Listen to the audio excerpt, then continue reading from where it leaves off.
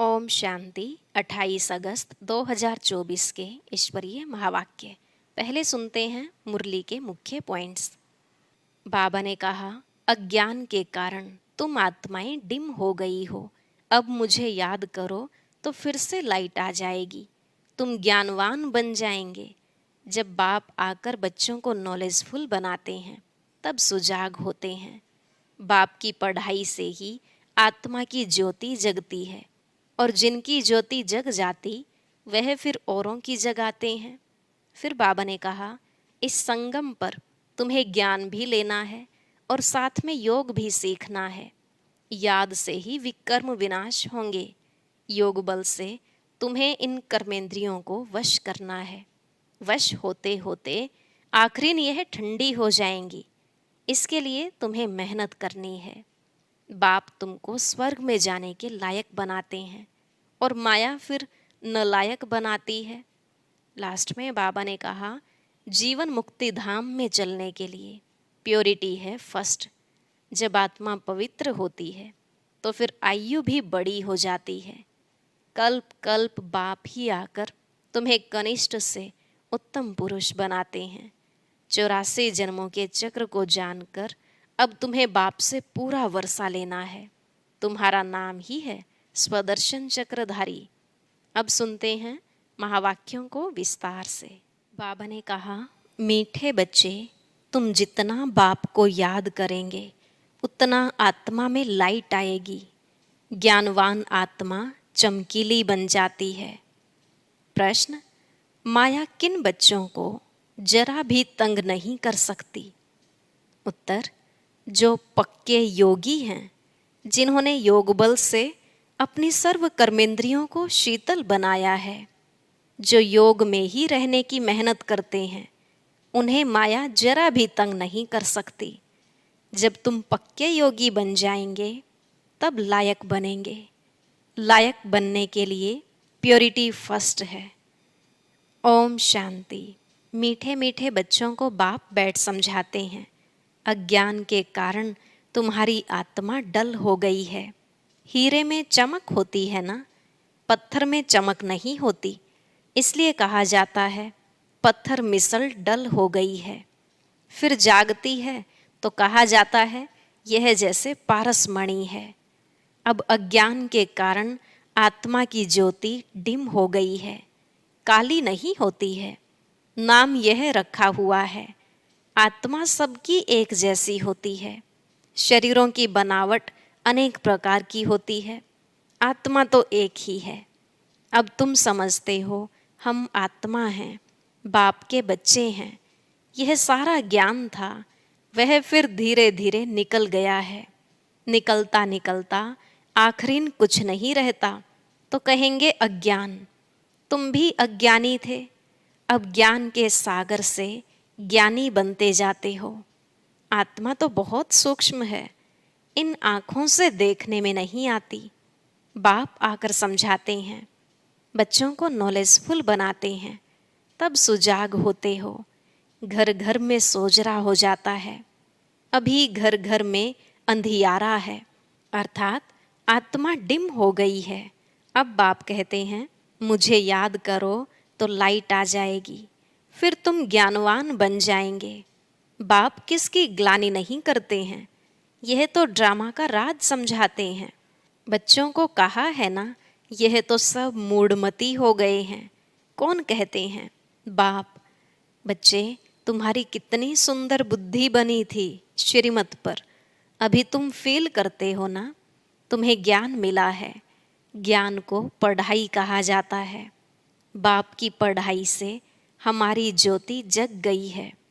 इनको ही सच्ची सच्ची दीपावली कहा जाता है। छोटेपन में मिट्टी के दीपक में तेल डाल ज्योति जगाते थे। वह तो रस्म चलती रहती है, उनसे कोई दीपावली नहीं होती। यह तो आत्मा जो अंदर है वह डिम हो गई है, उनकी ज्योति आकर बाप जगाते हैं। बच्चों को आकर नॉलेज देते हैं, पढ़ाते हैं। स्कूल में टीचर पढ़ाते हैं ना, वह है हद की नॉलेज, यह है बेहद की नॉलेज। कोई साधु संत भी पढ़ाते हैं क्या? रचयिता और रचना के आदि मध्य अंत की नॉलेज कब सुनी? कभी कोई ने आकर पढ़ाई? जाकर देखो कहाँ यह नॉलेज पढ़ाते हैं। सिर्फ एक बाप ही पढ़ाते हैं, तो उनके पास पढ़ना चाहिए। बाप अनायास ही आ जाते हैं, ढिंडोरा थोड़े ही पीटते हैं कि मैं आ रहा हूँ। अनायास ही आकर प्रवेश करते हैं। वह आवाज़ तो कर ही नहीं सकते जब तक उनको ऑर्गन्स न मिले। आत्मा भी ऑर्गन्स बिगर आवाज़ नहीं कर सकती। शरीर में जब आई है तब आवाज़ करती है। तुम समझाओ तो कोई मानेंगे नहीं। बच्चों को जब यह नॉलेज दी जाती है तब समझते हैं। यह नॉलेज एक बाप के सिवाय कोई दे न सके। विनाश का साक्षात्कार भी कोई चाहते थोड़े ही हैं, यह बाप ही आकर कराते हैं। ड्रामानुसार पुरानी दुनिया अब खत्म होनी है, नई दुनिया स्थापन हो रही है। जिनको बाप से नॉलेज लेनी है वह आते रहते हैं। कितनों को ज्ञान दिया होगा, अनगिनत। गांव-गांव से कितने ढेर आते हैं। यह आत्माओं और परमात्मा का मेला एक ही बार लगता है, संगम युग पर ही आते हैं। बाप आकर नई दुनिया स्थापन करते हैं, उनकी ज्योति जगाते हैं। वह फिर आकर औरों की ज्योति जगाते हैं। अभी तुम सबको वापस जाना है, इसमें बुद्धि से काम लेना होता है। भक्ति मार्ग में तो है अंधियारा, ज्ञान देने वाला तो एक बाप चाहिए। वह आते ही हैं संगम पर। पुरानी दुनिया में ज्ञान मिल न सके। मनुष्यों के ख्याल में है अभी तो 40,000 वर्ष पड़े हैं, बिल्कुल ही घोर अंधियारे में हैं। समझते हैं 40,000 वर्ष बाद भगवान आएगा, जरूर आकर ज्ञान दे सदगति करेंगे। तो गोया अज्ञान है ना। इनको अज्ञान अंधियारा कहा जाता है। अज्ञान वालों को ज्ञान चाहिए, भक्ति को ज्ञान नहीं कहा जाता है। आत्मा में ज्ञान है नहीं, परंतु डल बुद्धि होने के कारण समझते हैं भक्ति ही ज्ञान है। एक तरफ कहते हैं ज्ञान सूर्य के आने से सोजरा होगा, परंतु समझते कुछ नहीं। गाते हैं ज्ञान सूर्य प्रगटा, अज्ञान अंधेर विनाश। किसके लिए कहते हैं ज्ञान सूर्य? कब आया यह कोई नहीं जानते। पंडित आदि होगा तो कहेगा जब कलयुग पूरा होगा तब सोजरा होगा। यह सब बातें बाप आकर समझाते हैं। बच्चे नंबरवार समझते हैं। टीचर बच्चों को पढ़ाते हैं। एक रस तो बच्चे नहीं पढ़ेंगे। पढ़ाई में एक रस मार्क्स कभी होती नहीं। तुम जानते हो कि बेहद का बाप आया हुआ है। अब पुरानी दुनिया का विनाश भी सामने खड़ा है। अभी ही बाप से ज्ञान लेना है और योग भी सीखना है। याद से ही विकर्म विनाश होंगे। बाप कहते हैं इस संगम पर ही आकर इस शरीर का लोन लेता हूँ, अर्थात प्रकृति का आधार लेता हूँ। गीता में भी यह अक्षर है। और कोई शास्त्र का नाम बाबा नहीं लेते हैं, एक ही गीता है। यह है ही राजयोग की पढ़ाई, नाम रख दिया है गीता। इसमें पहले पहले लिखा है भगवानुवाच। अब भगवान किसको कहा जाता है? भगवान तो है निराकार, उनको अपना शरीर तो है नहीं। वह है निराकारी दुनिया जहाँ आत्माएं रहती हैं। सूक्ष्म वतन को दुनिया नहीं कहा जाता। यह है स्थूल साकार दुनिया, वह है आत्माओं की दुनिया। खेल सारा यहाँ चलता है। निराकारी दुनिया में आत्माएं कितनी छोटी छोटी हैं, फिर पार्ट बजाने आती हैं। यह ख्यालात तुम बच्चों की ही बुद्धि में बिठाए जाते हैं। इसको ही ज्ञान कहा जाता है। वेद शास्त्र को कहा जाता है भक्ति, ज्ञान नहीं। तुम्हारी साधु सन्यासियों से इतनी भेंट नहीं हुई है। बाबा का तो बहुत संग रहा है, बहुत गुरु किए हैं। पूछा जाता है आपने सन्यास क्यों किया, घर बार क्यों छोड़ा? कहते थे विकार से बुद्धि भ्रष्ट हो जाती है, इसलिए घर बार छोड़ा। अच्छा, जंगल में जाकर रहते हो, फिर घर बार की याद आती होगी? बोला हाँ। बाबा का तो देखा हुआ है। एक सन्यासी तो फिर वापस घर भी गया था। यह भी शास्त्रों में है। मनुष्य वानप्रस्थ अवस्था में तब जाते हैं जब आयु बड़ी हो जाती है। छोटी आयु में तो वानप्रस्थ ले न सके। तुम्हारा तो है योग बल से कर्मेंद्रियों को वश में करना। योग बल से वश होते होते आखिरीन ठंडी हो ही जाएंगी। कई कहते हैं बाबा माया बहुत तंग करती है। वहाँ तो ऐसी बातें होती नहीं। कर्मेंद्रियां वश तब होंगी जब योग में तुम पक्के होंगे। कर्मेंद्रियां शांत हो जाएंगी। इसमें बड़ी मेहनत है। वहाँ ऐसे छीछी काम होते नहीं। बाप आए हैं ऐसे स्वर्ग धाम में ले जाने। तुमको लायक बना रहे हैं। माया तुमको न लायक बनाती है, अर्थात स्वर्ग व जीवन मुक्ति धाम में चलने लायक नहीं। तो बाप बैठ लायक बनाते हैं। उसके लिए प्योरिटी है फर्स्ट। गाते भी हैं बाबा हम पतित बन पड़े हैं, हमको आकर पावन बनाओ। पावन माना पवित्र। गायन भी है अमृत छोड़ विष काहे को खाए। उनका नाम विष भी है जो आदि मध्य अंत दुख देता है। यह भी ड्रामा में नोंद है। बाप कितना बार आए हैं। तुम बच्चों से आकर मिले हैं।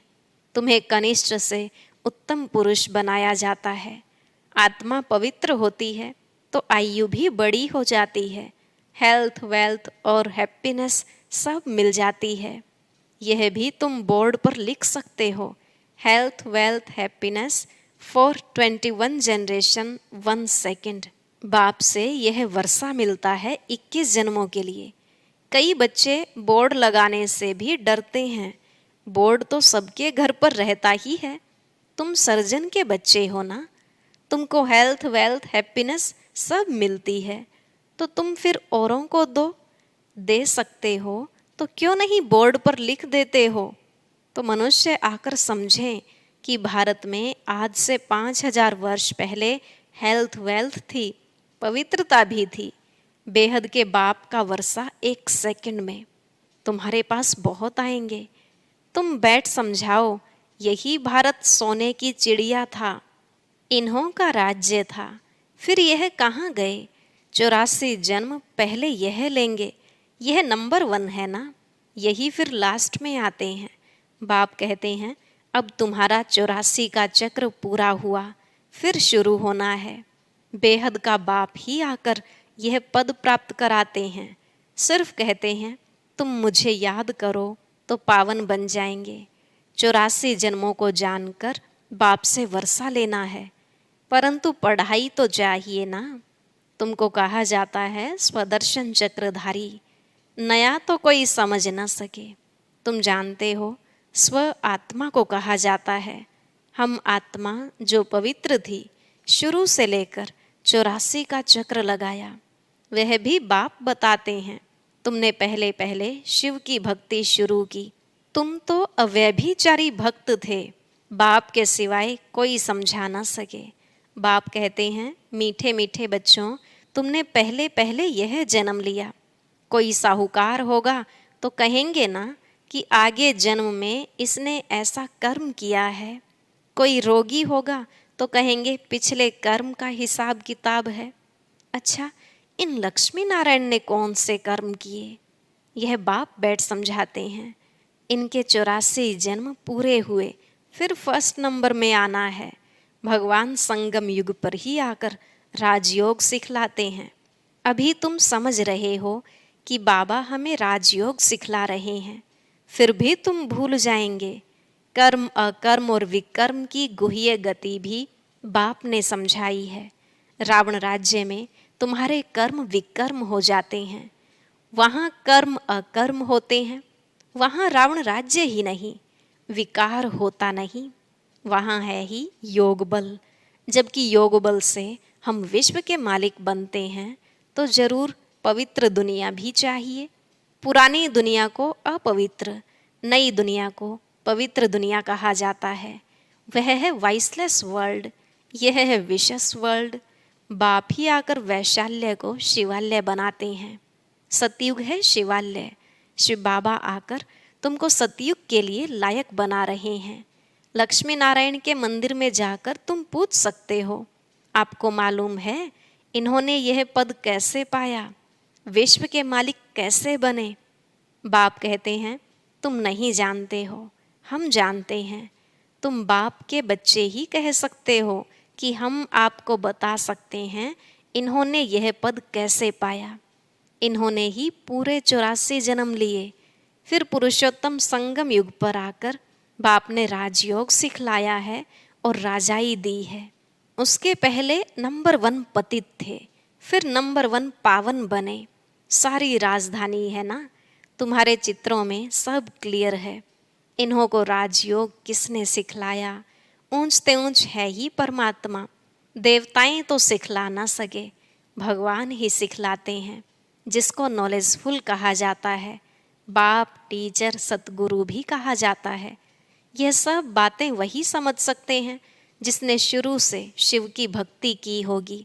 मंदिर बनाने वालों से तुम पूछो, आपने यह मंदिर बनाया है, इन्होंने यह पद कैसे पाया?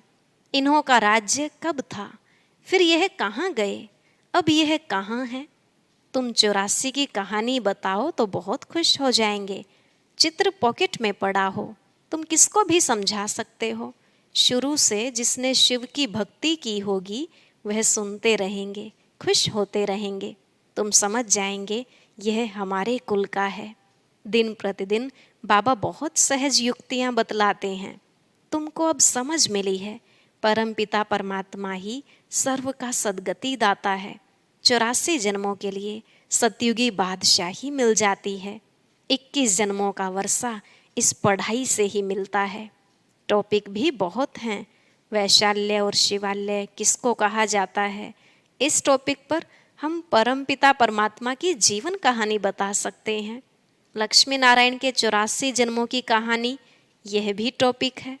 विश्व में शांति कैसे थी, फिर अशांति कैसे हुई, अब फिर शांति कैसे स्थापन हो रही है, यह भी टॉपिक है। अच्छा, मीठे मीठे सिकिलदह बच्चों प्रति माता पिता बाप दादा का याद प्यार और गुड मॉर्निंग। रूहानी बाप की रूहानी बच्चों को नमस्ते।